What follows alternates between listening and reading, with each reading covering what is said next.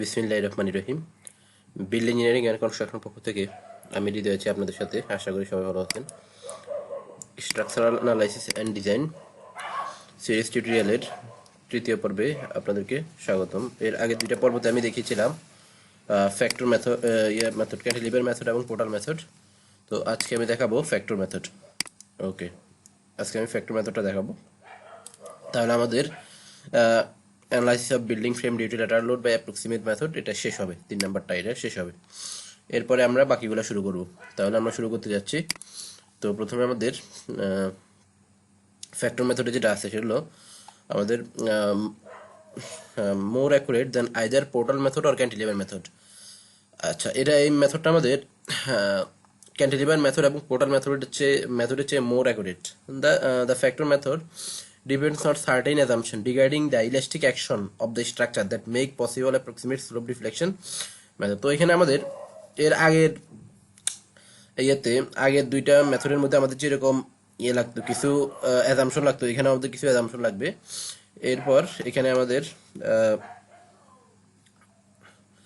এরপর এটা আমাদের হলো স্লোপ ডিফ্লেকশন মেথডের মানে উপর বেস্ট করে করা হয়েছে এই মেথডটা আর কি, দ্য ফ্যাক্টর মেথডটা। ওকে, তাহলে আমাদের এটা এগুলো আমরা অ্যানালাইসিসের যে স্টেপ আছে, অ্যানালাইসিস স্টেপে চলে যাই। প্রথমে আমাদের compute the K value, compute the value of K equal to I by L for each girder and column. প্রত্যেকটা গার্ডার এবং কলামের জন্য আমাদের কে এর মান বের করতে হবে। K equal to I by L, I মানে মোমেন্ট অফ ইনার্শিয়া, এল মানে হলো আমাদের লেন্থ অফ কলাম বা হাইট অফ কলাম বলতে পারেন, বা length of beam, height of beam. Okay, এরপর আমাদের এখানে যেটা আছে, পর each joint compute the girder factor G. প্রত্যেকটা জয়েন্টে আমাদের গার্ডার ফ্যাক্টর জি এর মান বের করতে হবে। যেগুলো summation of KC by summation of K. Summation of K কি, কেসি কি, সামেশন অফ কেসি গুলো sum of the K value for the column meeting at that joint. মানে একটা জয়েন্টে যতগুলা কলাম মিট করে সেগুলোর সবগুলোর কে এর ভ্যালু, আর K equal to summation of K value for all member for all the member meeting at the joint.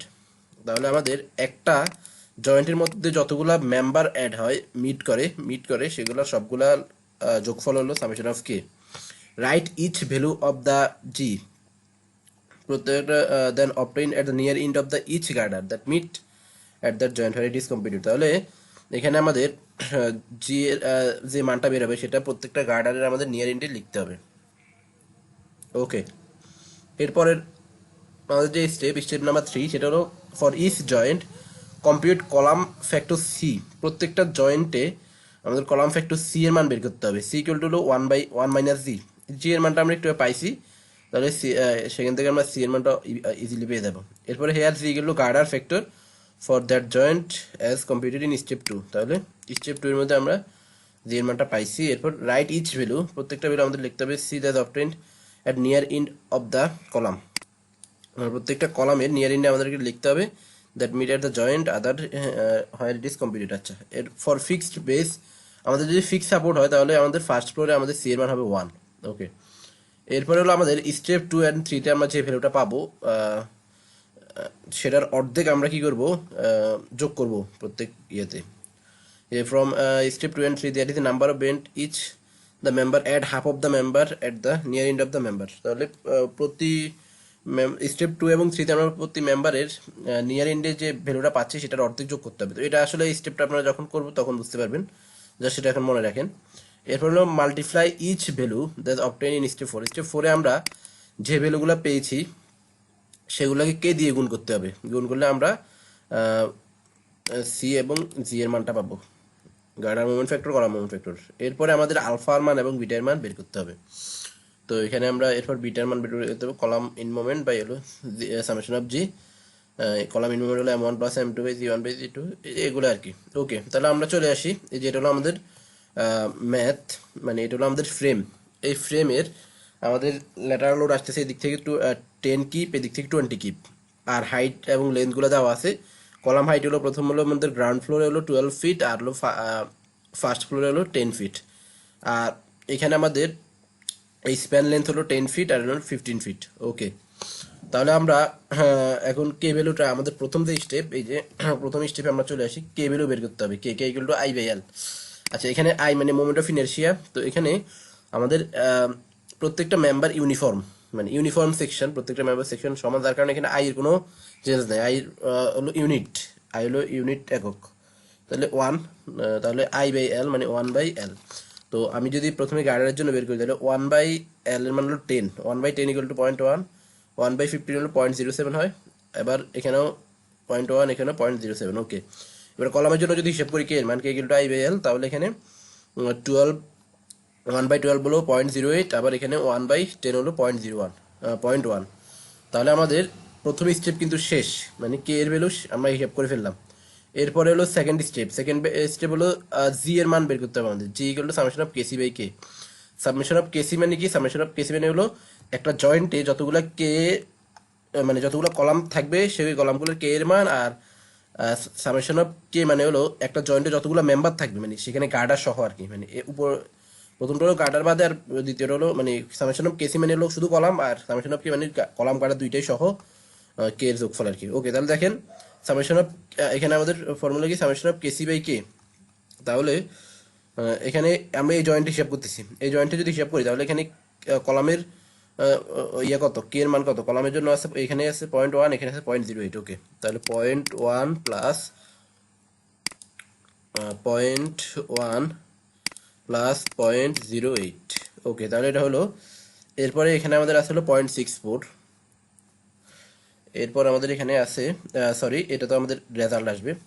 এরপর আমাদের এই জয়েন্টে এবার এই কলাম প্লাস, মানে এবার আমরা কে এর মানটা বের করবো। কে এর মান হলো এই কলাম এবং গার্ডার দুইটার কে এর মানের যোগফল। তাহলে এখানে হয় হলো 0.1, যেটা লিখলাম। এরপর 0.08 plus 0.08 plus 0.1।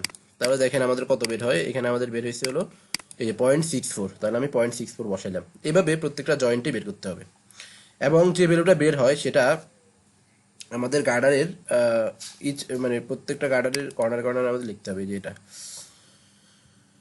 Right the each value, write each value of G then obtained at near end of the girder meet at the joint where it is completed। তাহলে দেখেন আমি যদি, এখানে তো আমাদের ওই পাশে আর নাই, গার্ডারটা এখানে শেষ, তাহলে এখানে এই কারণে এটাই হয়েছে। আর এখানে যদি আমরা হিসাব করি এখানে কত হয় দেখেন।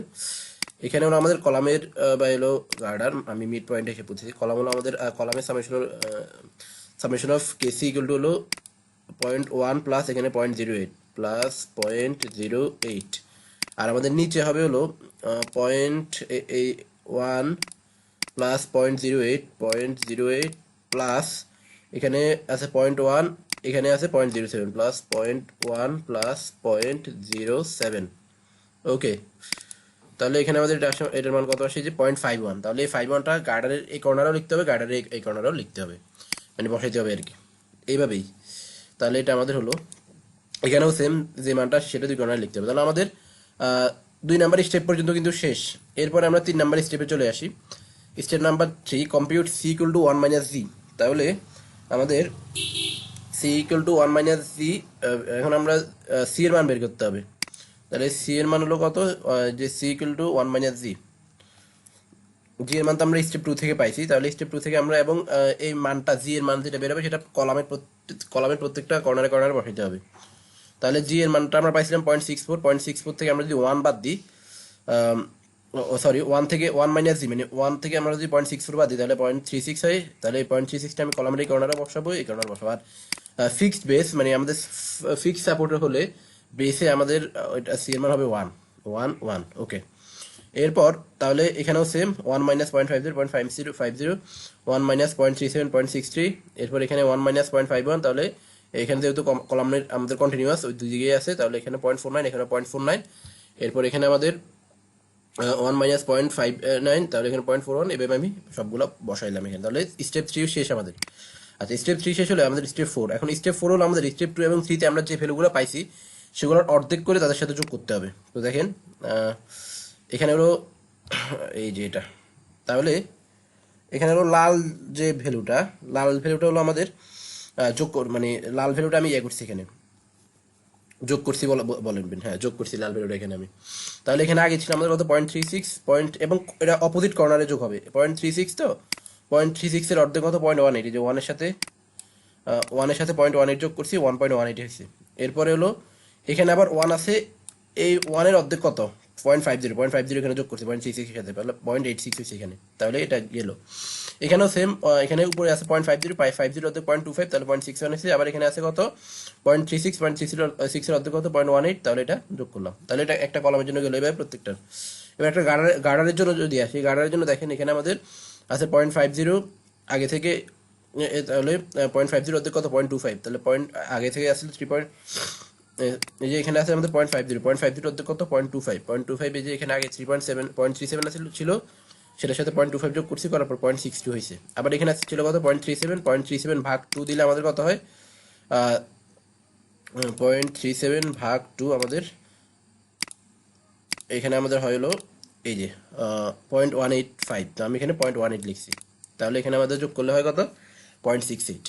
তো এভাবে প্রত্যেকটা কর্নারের অপোজিট ডিরেকশনে কিন্তু যোগ করতে হবে। আপনার এখানে যে ভ্যালুটা আছে সেটার অর্ধেক যোগ করতে হবে এই অপোজিট কর্নারে, মানে গার্ডারের আমাদের যে এখানে যে ভ্যালুটা আছে সেটার অপোজিট কর্নারের যে ভ্যালুটা আছে সেটার সাথে যোগ করতে হবে।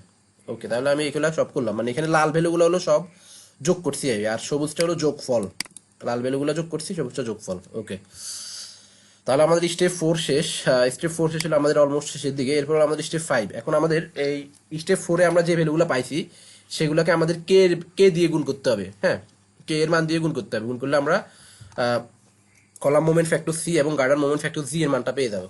তাহলে ওকে, আমি যদি ইয়ে করি এখানে, তাহলে এখানে আমাদের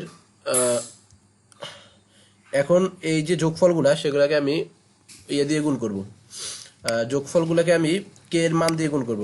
তাহলে এখানে আমাদের এই যে স্টেপ 5 যোগফলগুলোকে আমি, এই যোগফলগুলো হলো আমাদের সবুজগুলো হলো নীলগুলো হলো আমাদের যোগফল। তো দেখেন এখানে আমাদের কে এর মান কত, আমি এখান থেকে শুরু করতেছি 0.08, তাহলে 0.08 দিয়ে গুণ করলাম, যোগফল আমাদের এখানে আসলো 0.094। আর এখানে আমাদের যোগফল কত 0.86, এখানে আমি এখানে 0.08 দিয়ে গুণ করলাম, তাহলে 0.069 আসছে। সেম একইভাবে এখানে আমাদের 0.1, তো এখানে আমি এটাকে গুণ করলাম 0.1 দিয়ে, গুণ করলে আমাদের গুণফল আসে হলো 0.083। এরপর এখানে আমাদের 0.1 দিয়ে আমি 0.61কে গুণ করলে আসে 0.061। তো এভাবে আমি এই যে এখানেও আবার গুণ করছি 0.1 দিয়ে। তো এভাবে আমি গুণ করার পর আমার একটা ভ্যালু বের হয়েছে, এই ভ্যালুটাই আমাদের মেইনলি কাজে লাগবে আমাদের আলফা এবং বিটা এর মান বের করার জন্য। ওকে, তাহলে আমি এখানে আশা করি বুঝতে পারছেন, এখানে পিঙ্ক কালার যেগুলা সেগুলো হলো সবগুলা গুণফল, আর 0.1 দিয়ে গুণ করছি, দেখতে পাচ্ছেন। তাহলে ওকে, আমাদের এটা হলো। এরপরের স্টেপে আমরা চলে যাই। এরপরের স্টেপে আমাদের যে আলফা হিসেব করতে হবে, আলফা এবং বিটার মানটা হিসেব করতে হবে। তো আমি আলফার মানটা হিসেব করছি এখানে, এই যে এইটা পরের স্টেপ হলো এটা, the column moment factor from step 5 are actually the approximate relative value for column in moment for the story which is occur. The column moment factor C can be converted into column in moment by direct proportion each story. Summation of column in moment is as story equal to alpha into summation of column moment factor on that story equal to summation of age into share on that share, summation of horizontal share on that story into story height. ওকে, তাহলে দেখেন আমরা যদি এখানে আসি এবার, এই যে এটা horizontal force into column height, summation of horizontal force into column height, এটা আমরা হলো এটা এই আলফার মানটা আমরা আলফা 2 মানে সেকেন্ড ফ্লোরের জন্য আমরা বের করতেছি। সেকেন্ড ফ্লোরে বের করলে আমাদের সেকেন্ড ফ্লোরে হরিজন্টাল ফোর্স হলো 10 কিপ, এই যে যেটা দেখাচ্ছে এখানে, এই যে 10 কিপ। আর আমাদের কলাম হাইট হলো এখানে কত 10 ফিট, তাহলে 10 ইন্টু 10। আর এরপর আমাদের summation of C for specific story, মানে ওই স্টোরিতে সেকেন্ড ফ্লোরে আমাদের সি এর মানগুলা, তো সেগুলো কত এই যে দেখেন 0.6068, এই যে 0.068, এইটা মানে ওই যে আমরা যে গুণফলগুলো পাইছি সেগুলো আর কি কলামের জন্য আর কি জাস্ট। এরপর 0.061, এই 0.061 প্লাস এই কলামের জন্য যদি আসি, এখানে এখানে আমাদের আছে কত 0.062, এখানে আমাদের আছে হলো 0.081, এই যে এটা আছে। এরপরে 0.081 এর পরে আছে আবার 0.88, এই যে 0.88, এরপর আমাদের এই কলামে যদি আসি এখানে আছে 0.55, 0.055, যে 0.055, 0.049, এই যেটা মানে পিঙ্ক কালারের ভ্যালুগুলা বলা যায়। ওকে, তাহলে আমাদের আমরা এটা পেয়ে গেলাম। পেয়ে যাওয়ার পর আলফা 1 সিমিলারলি আমরা আলফা 2টা পেয়ে গেলাম, সিমিলারলি আমাদের আলফা 1 এর মানটাও বের করে ফেলতে হবে। তাহলে আমাদের এটা শেষ, 5 নাম্বার স্টেপ, 6 নাম্বার স্টেপ শেষ। এবার আমাদের 7 নাম্বার স্টেপ হলো, এটা আসলে অ্যাকচুয়ালি আমাদের 6 নাম্বার স্টেপ হবে, এটা ভুল হয়েছে একটু। আচ্ছা, তো এখানে আমাদের নাম্বারিংয়ে ভুল হয়েছে আর কি। তো এখানে আমাদের 7 নাম্বার স্টেপ হলো আমাদের the girder moment factor G from step 5 আর actually approximate relative value for girder in moment for each story. তাহলে আমাদের girder moment factor G step 5-এর মধ্যে আমরা গার্ডার মোমেন্ট ফ্যাক্টর জি যেটা পাইছি সেটা হলো আসলে আমাদের approximate relative value of girder in moment, মানে গার্ডার ইন মোমেন্টের আমাদের রিলেটিভ ভ্যালুটা। তো সুতরাং এখানে আমাদের girder in moment at each joint, summation of girder in moment at joint equal to summation of column in moment at that joint beta into girder moment factor G at that joint. তাহলে বিটার মানটা আমি এখান থেকে বের করলাম। ওকে, যেভাবে তাহলে দেখেন এখানে আমি এটা করছি, এটা আমি আসলে কমপ্লিট করি নাই। এটা আপনারা পারবেন, কারণ যেহেতু আমি সব কিছু বলে দিচ্ছি এখানে। তো আশা করি আপনারা এটা পারবেন, না পারলে আমাদের কমেন্ট সেকশনে জানাবেন। তো আসলে আমাদের approximate analysis of building frame due to lateral load এটা আমাদের শেষ হলো। এটা 3টা ছিল আর কি, portal method, cantilever method, factor method শেষ হলো। এরপরে আমরা শুরু করবো হলো আমাদের অন্য কোনো মেথড, হয়তোবা ইউনিট লোড মেথড, বা আমরা শুরু করতে পারি, এই যে এটা শুরু করব, অথবা ট্রি মোমেন্ট ইকুয়েশনটা আমরা শুরু করব। ওকে, তো আশা করি আপনারা বুঝতে পেরেছেন। যদি আপনারা বুঝতে না পারেন তাহলে কমেন্ট সেকশনে জানাবেন। আর ভিডিওটি দেখে যদি আপনাদের ভালো লেগে থাকে তাহলে লাইক, কমেন্ট, শেয়ার এবং সাবস্ক্রাইব করবেন। সাবস্ক্রাইব করে বেল আইকনে ক্লিক করে রাখবেন যাতে পরবর্তী ভিডিও সবার আগে আপনাদের কাছে পৌঁছে যায়। তো পরবর্তী ভিডিও পর্যন্ত সবাই ভালো থাকুন, সুস্থ থাকুন। ধন্যবাদ সবাইকে।